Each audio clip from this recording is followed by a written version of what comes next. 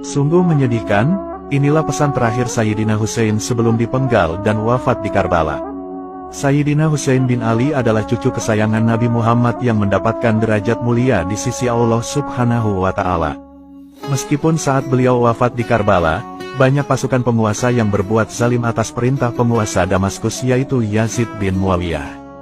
Tentu sangatlah zalim ketika seorang cucu Nabi ditombak, dipanah, ditebas, dipenggal kepalanya, bahkan tubuh beliau diinjak-injak sampai menyatu dengan tanah. Belum puas, tubuh yang sudah tak bernyawa masih diarak ramai-ramai keliling kota. Namun, ada suatu keajaiban sebelum dan sesudah Sayyidina Husain syahid di medan Karbala. Sebelum wafat, Sayyidina Husain adalah termasuk golongan yang menentang dan enggan berbaiat kepada penguasa Yazid bin Muawiyah yang kala itu dianggap zalim.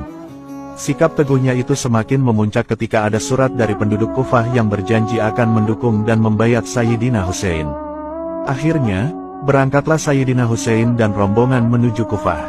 Rombongan yang mengiringi beliau terdiri dari pria dan wanita, keluarga, termasuk yang turut dalam perjalanan itu adalah putra beliau yang masih kecil. Namun, ketika mereka sampai di padang Karbala atau beberapa kilo dari Kufah, mereka lantas dikepung oleh pasukan utusan penguasa.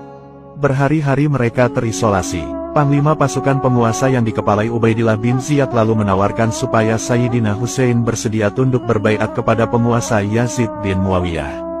Tetapi, Sayyidina Husain menolak tawaran itu sebab kekuasaan Yazid dianggap tidak sah. Pasalnya, Zaid dan ayahnya sudah merebut kekuasaan Khalifah Ali bin Abi Thalib yang tak lain ayah Sayyidina Husain. Sikap kokoh Sayyidina Husain ini lantas menyulut api peperangan. Tepatnya pada tanggal 10 Muharram tahun 61 Hijriah, sesudah mengerjakan sholat subuh, Sayyidina Husain keluar dari tendanya. Beliau lalu menunggangi kuda kesayangannya.